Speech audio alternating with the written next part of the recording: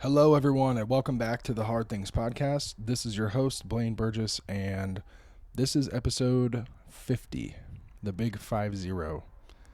If you are counting along, I actually believe I started the first episode of the podcast over a year ago, a week, or a year obviously is 52 weeks.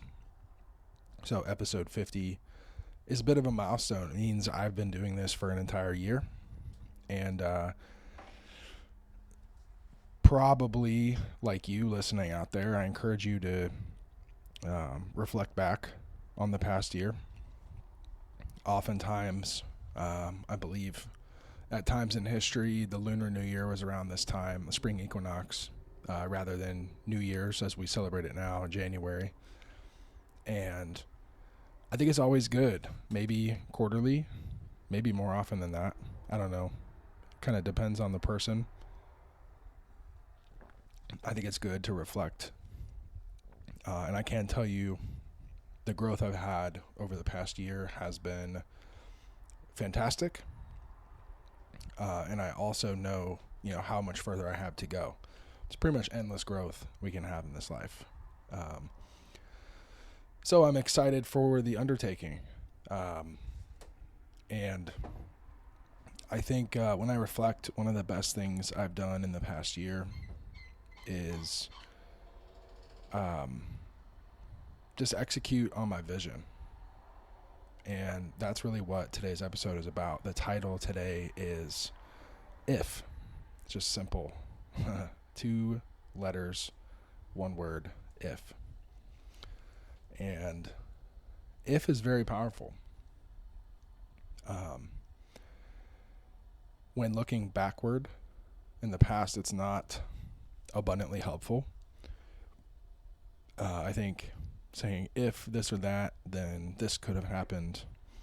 And hindsight's 2020. All you can do is learn.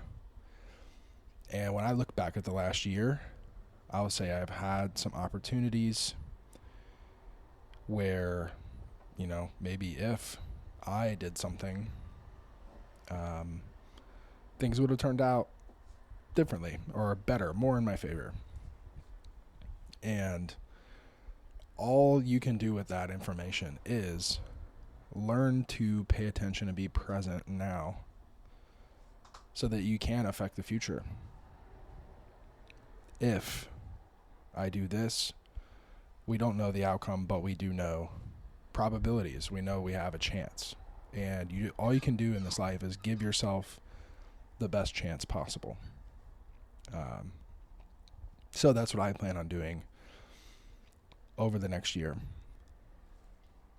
and beyond, genuinely. But until my next kind of check-in point, that's what I'll be doing. And, hopefully this time next year, I'll be celebrating episode 100. And who knows where this whole thing will take me. So, again, title of the episode is If. Today's episode is going to be a little shorter for a couple reasons. You're going to figure out why.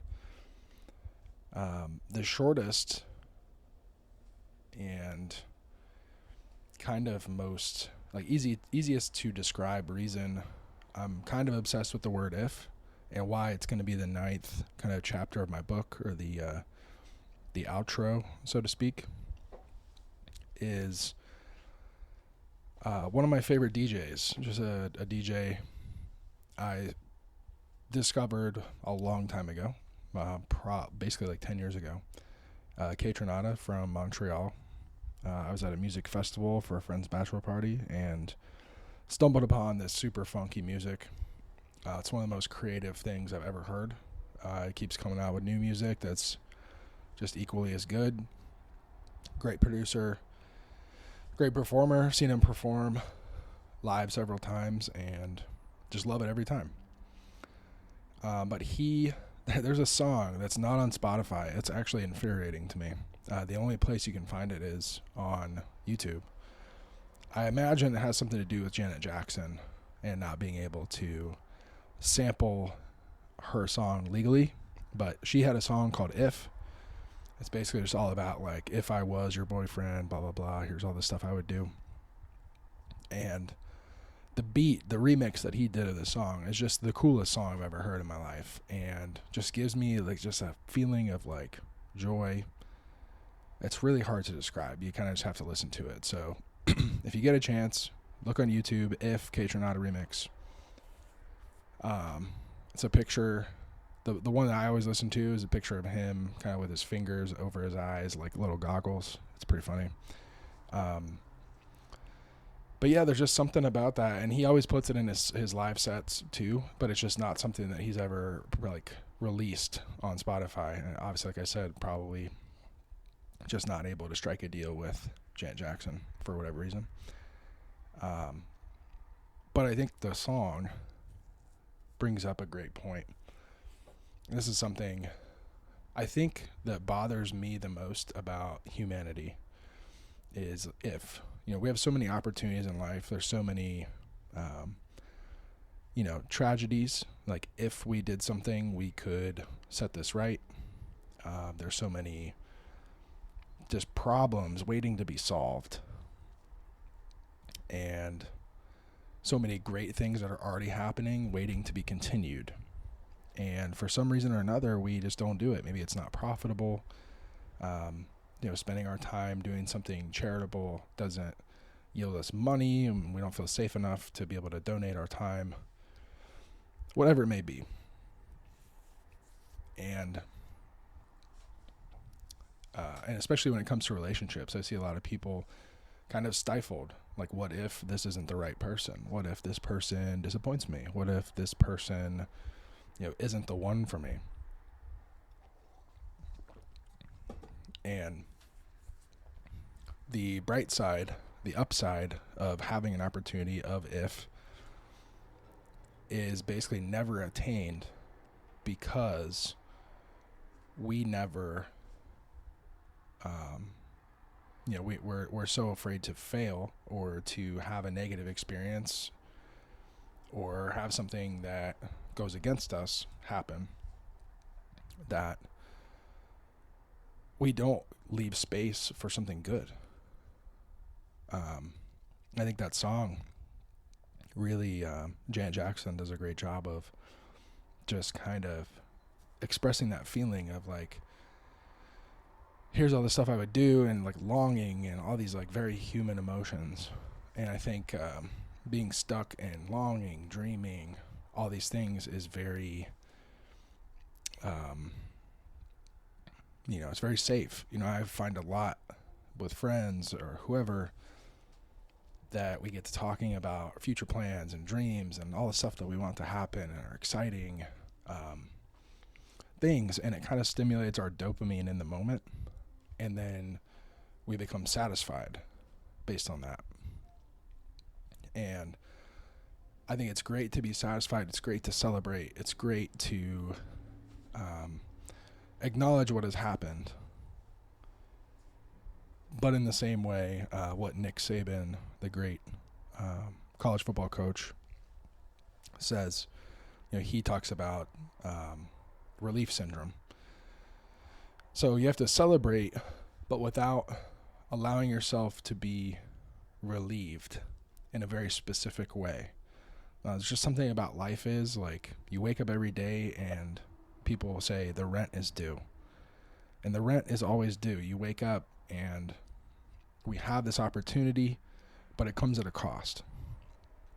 And so you have to get up and you have to do your work. And we're so lucky in this time now, we are able to choose more so than ever in humanity what we want our work to be. And going to school right now, it's really interesting because so many people want to be chiropractors. They want the end goal, but we're doing all the things that our forebears have determined are the things we need to do to become chiropractors safely and effectively. And I think it's really easy to get bogged down in some of the minutia and forget why we're here in the first place. If you want to spend $250,000 on a chiropractic education, that's a huge decision, and to do that willingly means that you are committed. So, when a test doesn't go your way, or there's a specific rule that makes you have to go kind of out of your way to do something you don't want to do, you got to bring yourself back to like, what am I doing here? What am I doing here in the first place? And just reminding yourself, like, hey, this is what I do. This is what we do. This is what I have to do. And not letting things drive you into a negative headspace. And it's just something, like I said, I see. So we have this choice, this beautiful choice, and you make your choice, and then we lament about it. And I think ultimately what it comes from is just a fear of failure. And there's just always going to be risk with life. And accepting that,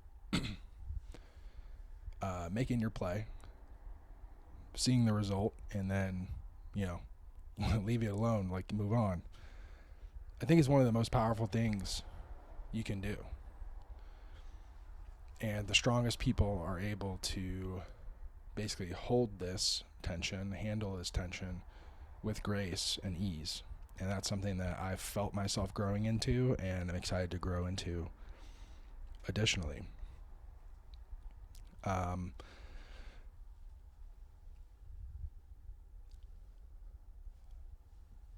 actually was going to start the episode with this because of the previous episode being about King Leonidas and Sparta. But I'm going to bring it in now, just to kind of tie it in. And I'm sure in the book, this will kind of be towards the beginning of the chapter, and I probably won't talk about Kaytranada at all. I don't know. Who knows? We'll see how it flows. Again, this is a little bit of like even a pre-rough draft for writing.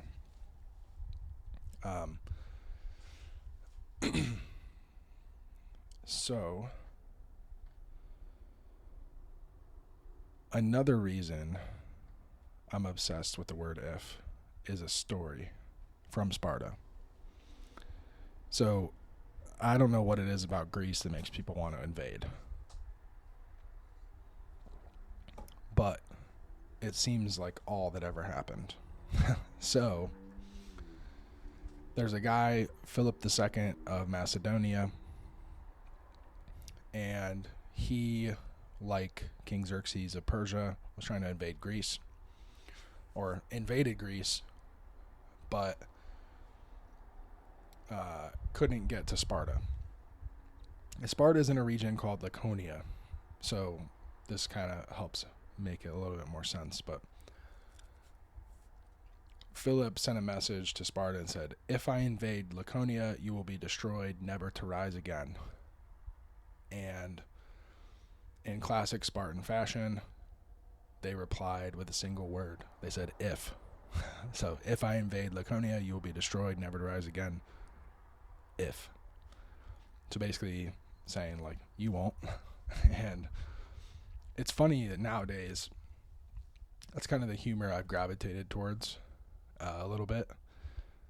And this is like eternal. These are thousands of years ago. Stuff that has been felt and said for many, many years. And I did a little bit of research, not much. This is definitely going to be a part of this 9th chapter of the book, but it's called a laconic phrase. And it's really just a concise statement. And again, laconic is a tribute to Laconia, where Sparta was. And this is, according to Wikipedia, ancient inhabitants had a reputation for verbal austerity, were famous for pithy remarks. Pithy being, it's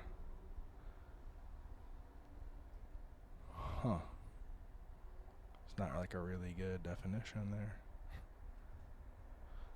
Classic. Anyways, I'm going to keep this moving. So there's some examples from back then. One even that I noticed is King Leonidas going to battle the Persians, like from the movie 300. In the movie, the queen basically tells him, like, come back with your shield or on it. saying like fight valiantly and bring back your shield, like don't retreat, like win and come back, or come back dead, like you're on your shield, they carried your dead body back. Another account says that she asked him what he should do, and he said, marry a good man and bear good children. So that's like kind of a crazy thing to say. But he just knows that he's going to die, and he is just like, hey, you're a good woman, do your thing. And no matter what happened in real life, obviously dude was a G, and they're just trying to say he went to go fight knowing he was going to die and was a G about it. Now, going back to movie 300, I've talked about this before. There's a whole episode I named Fight in the Shade. But the Persians said that their arrows will block out the sun, and laconic response from the Spartans is, then we will fight in the shade. Classic. And then they say, Spartans, lay down your weapons, and they reply, come and take them. So you can kind of get the gist here. These are just a couple examples from that world. Short, witty, snappy, whatever you want to call it. And I think if you listen to the podcast for a long time, you know I am all about that kind of short, snappy wit. I like to say a lot with as little as possible. I definitely ramble on when speaking, but when I write, the concision is oftentimes very noticeable. Like I used to have writing teachers tell me like, hey, you need to elaborate more, or you could use more colorful language here. And I feel like my original writing style, which was just a little bit autistic and to the point, became something else with influence from others. So I think this is going to be really useful when writing my book. I was telling a friend today, keeping the chapter short, keeping it till about 9-ish, 10 chapters, keeping the book short. You know, everyone's attention spans are less than maybe they used to be. So saying what I need to say in a book that, you know, can be read maybe in just a few hours. You know, I don't want people spending a whole lot of time on this. I want to pack all of my thoughts in quickly and then maybe have a second or third book. I think it's going to be a trilogy of books in the long run, which will eventually say everything that I need to say. For some strange reason, people just love trilogies. So that's what I'm going to do. So yeah, but I love that reply. Once again, if we do this, you guys are done for, and they just say if. So last thing I'm going to say on this subject is a poem by Rudyard Kipling. It's literally titled If. So this is basically a father to a son talking about success. And I'm literally just going to read this and then sign off. So here it goes. If you can keep your head when all about you are losing theirs and blaming it on you, if you can trust yourself when all men doubt you, but make allowance for their doubting too, if you can wait and not be tired by waiting, or being lied about, don't deal in lies, or being hated, don't give way to hating, and yet don't look too good nor talk too wise. If you can dream and not make dreams your master, if you can think and not make thoughts your aim, if you can meet with triumph and disaster and treat those two impostors just the same, if you can bear to hear the truth you've spoken, twisted by knaves to make a trap for fools, or watch the things you gave your life to broken and stoop and build them up with worn out tools, if you can make one heap of all your winnings and risk it on one turn of pitch and toss, and lose and start again at your beginnings and never breathe a word about your loss, if you can force your heart and nerve and sinew to serve your turn long after they are gone, and so hold on when there is nothing in you, except the will which says to them, hold on. If you can talk with crowds and keep your virtue, or walk with kings, nor lose the common touch, if neither foes nor loving friends can hurt you, if all men count with you but none too much, if you can fill the unforgiving minute with 60 seconds worth of distance run, yours is the earth and everything that's in it, and which is more, you'll be a man, my son. So once again, that's If by Rudyard Kipling. I highly recommend reading through that and giving meaning to it how you see it. I think it's pretty clear cut. And it always gives me a good feeling when I read it. But that's for you. And until next time, this is Blaine, and 50 episodes down, many more to go. See you next time.